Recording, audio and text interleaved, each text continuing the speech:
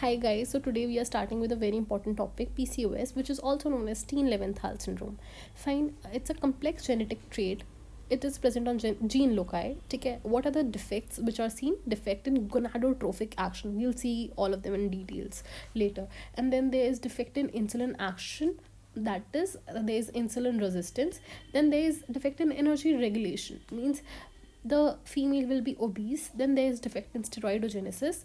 Ovarian androgen is present in axis, and then there is defect in folliculogenesis. There are two loci on chromosome 2 which are LH receptor, and then single nucleotide polymorphism is present in THADA gene, which is also involved in beta cell function, and then there is DENDD1 gene. ठीक है, it is responsible for hyperandrogenemia and it is linked with increased insulin action. Third loci is present on chromosome 9. Two loci were present on chromosome 2. Fine. Now, about higher centers, what happens is very important. There is increase in LH. It's persistently high. That's why LH is to FSH ratio increases a lot. ठीक है, what happens is if LH is high, theca cells are more sensitive to LH. Theca cells are present in ovary. ठीक है, theca cells ज़्यादा sensitive होंगे LH को, and then follicular growth is arrested. Fine, follicular growth is arrested. That means there will be no dominant follicle and there will be anovulation.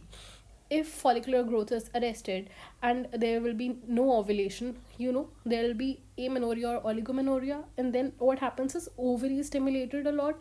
That's why androgens are produced more, which go in periphery and lead to hirsutism, and these androgens also lead to dyslipidemia. And there's in 70% of the females we see insulin resistance. Insulin increases a lot, and this increase in insulin can also lead to dyslipidemia. Also, up to 50% of females having PCOS are obese. Not all, but 50%. Fine. Androgens जो होते हैं, they increase E1 estrogen mainly. Then we come to Heran syndrome, which is seen in PCOS. HA is hyperandrogenism. Then there is insulin resistance. Insulin resistance के बाद you see acanthosis nigricans. Acanthosis nigricans is mainly seen on nape of neck, also seen in axilla, groin, and under breast tissue. Fine. Diagnostic criteria of PCOS is Rotterdam's criteria. If any two of the following are present, a provisional diagnosis of PCOS is made. What are the two of the following things? Amenorrhea or oligomenorrhea. Fine. And if ovulation is present or not, we have to see. If there is no ovulation, there will be estrogen breakthrough bleeding. What is estrogen breakthrough bleeding? That if there is no ovulation, there will be amenorrhea, and if we think of endometrial cells as bricks, they'll keep on stacking up because estrogen 1 is more. There is no progesterone. Fine. If there is no progesterone, they are not glued to each other, and there will be a time when the stack is so much high that it has to break and estrogen breakthrough bleeding happens. What is estrogen breakthrough bleeding exactly? It is that there is a lot more bleeding than which was expected after a long duration of amenorrhea. Fine. What is menorrhagia? Menorrhagia can also be a clinical presentation, but it is not a diagnostic criteria. In thin PCOS females, there is no heavy bleeding, but persistent amenorrhea is present. But in obese PCOS females, estrogen is more. That's why heavy bleeding is seen. Fine. So second criteria, first criteria we saw amenorrhea or oligomenorrhea. Take care. What is oligomenorrhea? Oligomenorrhea means bleeding is present but for lesser days, like less than 2 days. Fine. Now coming to hyperandrogenemia or hyperandrogenism. Hyperandrogenemia में what happens is blood levels of androgen increases. Mainly serum testosterone is measured, and usually in normal females the serum testosterone is less than 70 nanogram per deciliter in normal females. Fine. In PCOS it can be up to 150 nanogram per deciliter, but if it is more than 150 nanogram per deciliter, that is severe hyperandrogenemia, and the cause is not PCOS. It has to be a tumor or congenital adrenal hyperplasia. So what happens in hyperandrogenism?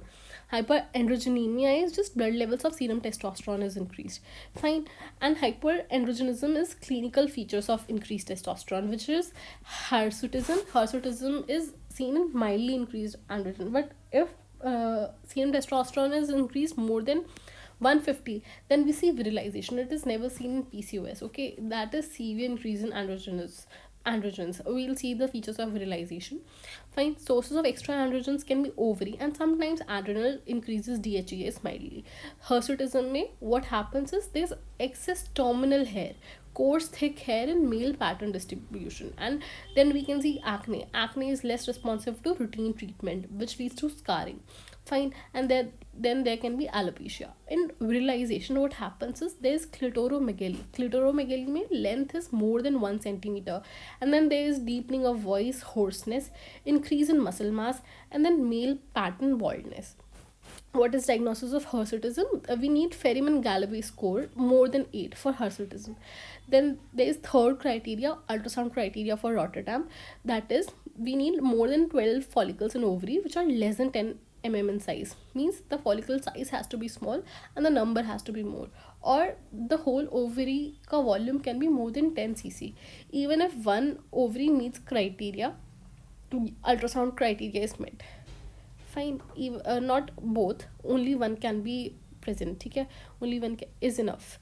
Then see here we can see there is a string of pearl appearance, that is small and more in number follicles are present in the periphery of the ovary. Okay, it is called string of pearls or necklace pattern, specific finding in PCOS, and but it is not a diagnostic criteria. Okay, if you see it, you cannot diagnose as such seedha PCOS. Okay. It is increase in ovarian stroma and thick capsule. Even increase in ovarian stroma is seen and thick capsule of ovary is seen, but it's both of them are also not a diagnostic criteria. Phenotypes of PCOS, there are 4 different phenotypes of PCOS possible: A, C, B, D. First of all, we'll see A. A is full PCOS or classical PCOS, in which we see oligomenorrhea or anovulation, polycystic morphology. Fine. Hyperandrogenemia or hyperandrogenism is seen. ठीक है, oligo, this we saw. ठीक है, polycystic morphology. Then phenotype C में what happens is this ovulatory PCOS. That means both these two criteria are present, but oligo or anovulation is not present. ठीक है, hyperandrogenemia, hyperandrogenism is seen, polycystic morphology is seen. Then there is phenotype B. In phenotype B, we see oligo or anovulation, hyperandrogenemia or hyperandrogenism, but normal ovarian morphology. ठीक है, ovary normal है तो it's phenotype B, ovulation present है तो there is C. and D में क्या होता है कि hyper androgenic नहीं है, normal testosterone normal है. ठीक है, और सब कुछ है. ए में तीनों चीज़ें थी, सी में ओव्यूलेशन था, बी में ओवरी नॉर्मल थी, और डी में टेस्टोस्टेरोन का लेवल नॉर्मल था. ओबेसिटी है, इंसुलिन रेजिस्टेंस है, इंक्रीज इन एलएच है. ठीक है, insulin resistance is just a finding and it is not diagnostic as we saw. Fine. Closest DD of PCOS is non-classical CAH, adult onset CAH. Classical clinical features are same as PCOS, and they meet Rotterdam criteria. Start soon after puberty. The features start soon after puberty and they gradually worsen. Hyperandrogenism वाले features are rapid in onset and they rapidly worsen. Androgen producing tumors होते हैं, मतलब कि अगर rapidly onset हो रहा है और rapidly worsen हो रहे हैं तो they are androgen producing tumors. Provisional diagnosis जो होता है हमारा PCOS बनेगा. PCOS is most common, much more than non-classical CAH. Non-classical CAH is uncommon.